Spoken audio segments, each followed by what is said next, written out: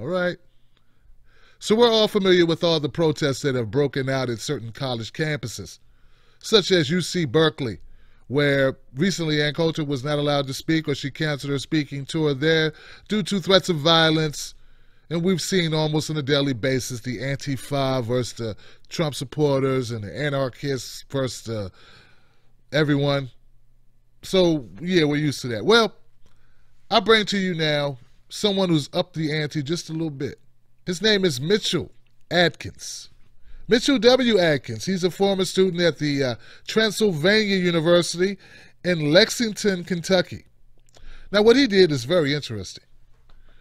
See, he's reacting. He says he was reacting to traumatized or being traumatized by liberal students on campus. He said everything was fine. He went to the campus and he realized there were people from all walks of life, from different countries even. He thought it was sweet. He said it was sweet because, well, I get to be whoever I want to be and I can make new friends. He said, but he had become pigeonholed because he made a couple of comments on campus that were not politically correct. Such as he said he didn't think that Caitlyn Jenner was worthy of respect or valor or courage for becoming Caitlyn Jenner.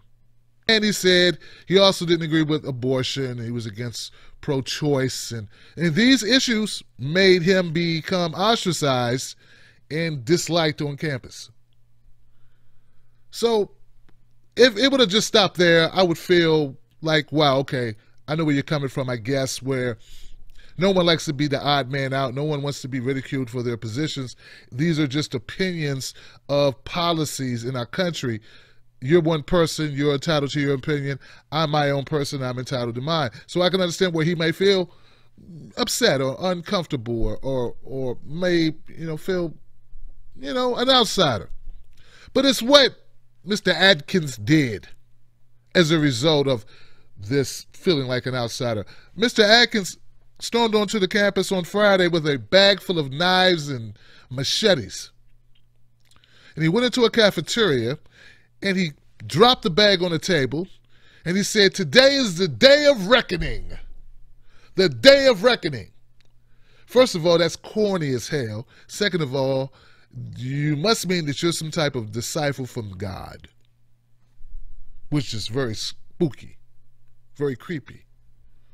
But then what he did after that was he took the knife out, and he approached people, and he asked them what was their political affiliation. And if you said that you were a Republican, he said, well, then you're safe. Yeah. He started stabbing people who were Democrats. Now, he only stabbed 2 women, only 2. I think they're expected to survive. There's no fatalities in this report, but the 2 women were hospitalized, as was Mr. Adkins, who was quickly overtaken by security. But not before Mr. Adkins turned the knife on himself, wounding himself, but not fatally. Mr. Adkins is now facing charges of first-degree assault, wanton endangerment, and assault. So, yeah. I haven't heard this story much in who am I kidding? I don't watch mainstream media. No one has sent me this story that is being covered by Fox News, which is kind of strange because you would think they would cover this story. You're right. Mr. Adkins is the poster child for what goes wrong when we get too identified with our politics, and what goes wrong when we don't take our medication, and what goes wrong when we come out of our mother's womb and land on our head twice. There's a lot of problems with Mr. Adkins. Violence doesn't solve the issue that you have on campus, and now you just made it worse, and now you'll be going to a different type of campus. A campus a little different than the one you're used to. A campus full of concrete and steel, not flowers and grass. Good luck with that, homie.